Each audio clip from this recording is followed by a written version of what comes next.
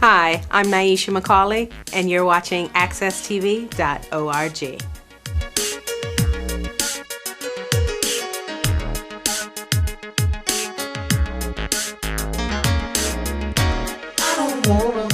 Hi, my name is LORRE, and welcome to another episode of The Relationship Show, where we talk about all kinds of issues and questions as it relates to not just between a man and a woman or a husband and a wife, but it can be anything to do that's relational speaking. It could be how you're interacting with your neighbor. It could be in terms of how you interact with your boss. Anything that comes to mind. What we like to do is answer your questions. So if you have questions and you want to send them my way, just send me an email. It's therelationshipshow@yahoo.com. And when I get your questions, I'll do everything in my power to get them answered on the show. All right, I have a guest today. She is a coach for the Windsor Mighty Mites. Her name is Andrea Gray. Yes. I got it this time. I've called her Coach Andrea forever and forgot her name, Gray. Yes. But it's great to have you on the show. I know you're a busy lady. You do a lot within the Windsor community. Your son's going to be going off to college soon, and you're trying to advocate for your wonderful basketball player. He's very talented. He's doing great things for the town of Windsor. And also she has a daughter. Her name is Amaya, beautiful little girl who's very talented, who's a great cheerleader, loves to cheerlead. And what we're going to do is we're going to change it a little bit today. And we're going to talk a little bit about relationships as it ties into being moms. Being a mom and being a single mom, or rather single parent in the capacity of a single parent in a household versus the dual husband and the wife, but actually being a single parent, because I'm a single parent of 4 children. Yes. And Andrea's a single parent of 2 children. Yes. Okay, but before I do that, I want to do a quick shout out to Cree Jenkins, who is one of the top people that are being considered for a short essay or short story contest being sponsored by the Windsor Historical Society. You know, Cree is very talented. She's actually one of the coaches for, co-coaches for the Windsor Mighty Mites as well. And what she's going to be asking for support from you guys is to vote for her short story. And the way to do that is you just go to the Windsor Historical Society website and then tap on the nutmeg greater picture and then go to comments. And then there's the first story, and that's her story. It's a great story, and what she's looking from your support is to click off a likes feature on your Facebook. And then the more likes features gives her the opportunity to actually win the contest. So we wish her much success, Cree. We know you're very talented, and even if the outcome isn't in your favor, so to speak, you're a winner to us because you've done so many good things within the Windsor community as well. Very talented young lady. Wouldn't you agree? Yes, I do. Go Cree. Go Cree. Go, go, go. All right, so why don't we get into the meat of the discussion today, talking about single parents. You know, raising a single parent, raising children in this day and age. There's a lot of challenges out there. You're dealing with the bullying. You're dealing with making sure that you're giving your child all the tools that they can use to be successful. And sometimes being a single parent, there's a lot more pressure put on you. Right. You know, making the right choices and not over inundating your child as you're trying to provide for your child, to be able to allow your child to be a child and not put them in the role of a parent also to help you out. So with that in mind, I'd like to ask you, Andrea, I know you're a single parent. Yes. What would you say are your biggest challenges of raising your wonderful kids, and how do you do it? The biggest challenge is discipline. Discipline. Just being a single parent, that's one of your biggest challenges because you want to make sure they're headed down the right path. Yes. And you don't want one person to be saying one thing and you're stern on this and this is how it should be. You don't want to be the bad guy, but you want to make sure they're doing the right things. And it can be a tug of war. It is, yes. You know, when you are saying this is how it should be and the other one saying this is how it should be. So that's why you have to be on one accord. Absolutely. But that is the biggest challenge, disciplining your child, because you want to be a softie. You want to feel sorry. You've been down that road and you're like, but you have to be stern, because if you're not, they'll walk all over you. They will. They Yes. absolutely will. And especially when you're going through a situation where your kids are being separated, they have two different homes that they go to. You want to be consistent enough so that your child won't use one parent against the other if they want to get it their own way. There has to be some level of communication and so forth, and it's not always easy. It really isn't. Okay, so your child, as they start to grow up and they start to do things in life, you know, both successes and even what we consider not necessarily failures, but struggles in their childhood and as they grow up. How do you handle, you know, the friends that they choose? If you know that there's a friend that may not be someone you want your child around, how do you manage to balance that within your home?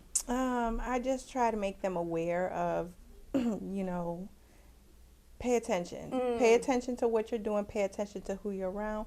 Pay attention to their intentions. Pay attention to stuff like that. You have to really pay attention to people's intentions because you can be bamboozled at any time. That is and you don't even know you're being bamboozled. That's right. You know, so that's my biggest thing, is to pay attention to what people's intentions are and are they really your friends. You have to know a friend from a foe. Very good. Yes. Very good point. And so I would just like to add, you know, when you're raising your kids and understanding that, yes, kids are going to want to be friends with, you know, this person and that person, but you as a parent should have some keen senses and any kind of alert that comes to your mind where you're worried about, you know, all of a sudden you're seeing a change in your child's behavior and you're wondering, oh my goodness, is it because they're associated with certain people, or is it they're just natural growing up hormones and things like that? As a role that you play as their parent, you need to be astute. You need to really hone in on whether you should be concerned or not. And if you are feeling that there's a reason for concern, as Andrea says, you're being bamboozled, then that's when you need to step up and be honest with your child. You know, how much do you communicate with your children when you're concerned about, let's say, I don't know, their grades, for example, they're not doing as well. Do you feel comfortable to sit down with them and just say, we need to talk about the grades, or do you kind of let it go and say, we'll see how they do next quarter or next quarter or next quarter? No, I sit down right away and I say, what's the problem? Why is it looking like this? Is it time management? Is it that you're not able to do the test scores? We go through all the scenarios to try to figure out and conquer whatever is making them fail. Right. So that we can get past it. And even just communicating with the teachers. Oh, excellent point. Communication. Communicating with the teachers is very big. But with my son, I have him do that at his age. He's in high school now, so he should be communicating with his teachers to know what his grades are, where he stands, only because when he goes off to college, that's right, I can't call you professor. I can't call you professor, not at all. So he has to learn to build that communication with those teachers now. And I started that when he was in the 10th grade. Nice. Go see your teacher. Find out what's going on. Find out why you're failing. Find out what's going on. How can you get a better grade? What do you need to do? It's trying to help him build his confidence and show him how to talk to people. That's perfect. And, you know, be a better person so that when he goes to college, I can say, I'm free. I'm to a point. We are free up to a point. Until we get that call at 11 or 12 o'clock at night. Mom, I ain't got no food. I know. Send me something. Send me some money in my account and stuff. Definitely. But you know that you brought up an excellent point. You know, talking about you're instilling values in your children and you're teaching them how they need to conduct themselves. Yes. That is huge. You know, especially for boys. You know, I have 4 kids, as you know, and 3 of them are girls and 1 of them is a boy. Girls and boys are different. Totally. Okay, mine's so young, so I can still kind of, you know, like kind of throw in this, you know, try to apply everything the same across the board. But as they get older, how do you handle? Your son is what, 6'1"? He's about 6'3", 6'4", yeah. He's a man. It's like a young man. And how do you keep him grounded? And so he doesn't tune out, because boys have a tendency to kind of tune out and be like, yeah, ma, you know? Oh, he definitely tunes out a whole lot. To the point where he puts the earbuds in. No! But I let him know I'm talking. So please pay attention, because this is going to be important, because one day I'm not going to be by your side. I'm not going to be holding your hand. You need to know what you need to do now so that you can be able to stand on your own 2 feet, have your family, and be an upstanding citizen, young man, and people are looking up to you. So that's beautiful. That's why I try to instill in him now. And he's a wonderful young man. In fact, I've met him several times, and he carries himself extremely well, and he's very thoughtful and respectful, and he's going to go places. You're going to be very pleased with all the hard work that you've put in raising your son. Thank you so much. Wonderful, wonderful things. So I also wanted to quickly touch upon just when there's dating involved, when they start to get interested in boys and girls, like Amaya is still a baby, but she's cute, and boys looking at her and all those good things, and then there's Chance, who's tall and handsome and fine, and how do you interact with other girls? Like, obviously Amaya's way too young, she's out of the picture, but how do you interact with that concept of dating? Is it okay to let them be? When do you need to step in? I think that they should, date, especially young men. They should date. They shouldn't want to settle down too early. You want them to get out there, experience, let them know that there is life out there outside of just high school. The puppy love, there's so much time. Right. There's so much time to explore. You have to really get to know thyself so that you can get to a better place and be a better person for your relationship in the future. No need to settle down early because, things happen. Right. Now, I'm going to throw a real tough question, and you say, Lori, I can't answer it. It's just too something.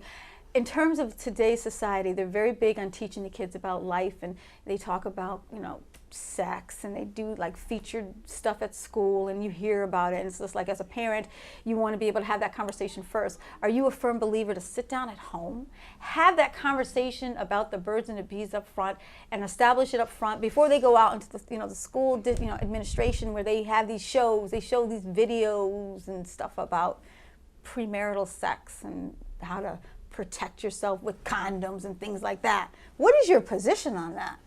I think it's great that they do that at the schools as well. And you should instill that at home. You should definitely let your children know about sex and where it can lead to and pregnancies, and especially with boys. Really? You don't want them to end up being a father, ready, yeah. Because then they're tied into something and they're not ready. A lot of men, it takes a while for them to get to a point where they feel ready to be a father, a provider, and a husband.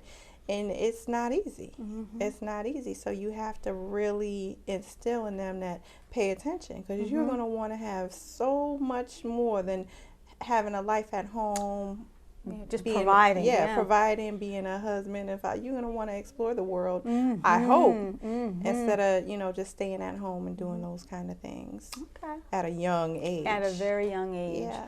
All righty. So we are almost out of time. It's always like down to that 2-minute window. And before we get off the show, I just want you to just think about one thing that you would say to a parent.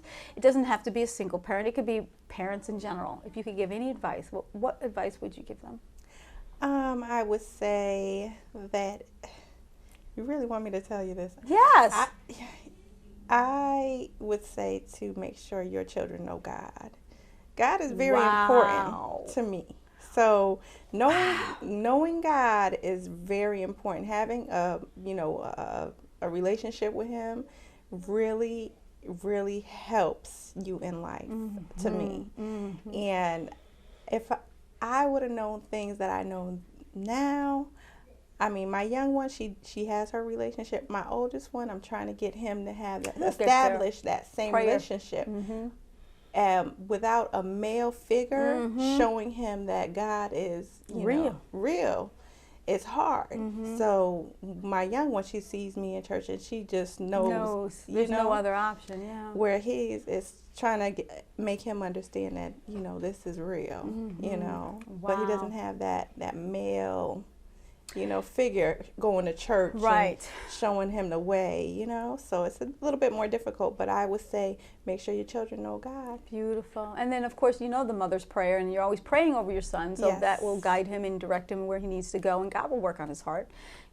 Prayer is powerful. So I totally agree. You got to have that foundation. That's what it's all about, is a relationship with Jesus Christ, our Lord and Savior, and making it very well known to our children so that what is it, train the child, like pastor. Actually, Nyesha McCauley, who's the executive producer behind the scenes, is a pastor. Really? So, yes, Okay. he is. So, what is it? Train your child the way they should go, and they should not. You're pretty close. Yeah, I'm pretty close. But basically, I mean, if you teach your child that, they'll be okay. I mean, Yes. as long as you teach them and know what the values are, and that's your relationship with your God, your Savior, you will be fine. And of course, they're going to do their own thing, but eventually they will fall right back in line. Yes, they will. That's what you want. That's what you want. Yes. Great. So thank you for coming on the show. As problem. usual, it's always a pleasure to have you on the show. Thank you. And, and as for you, thank you for joining the Relationship Show. And remember, you can visit www.accesstv.org, or you can visit the Relationship Show. You can get on YouTube, Facebook.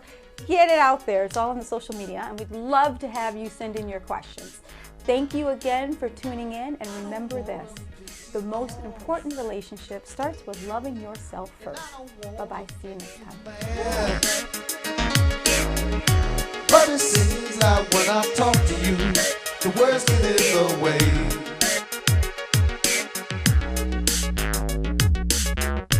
I don't know what to do,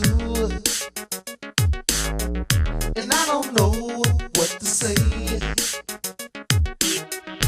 But it seems like when I talk to you, the words get in the way.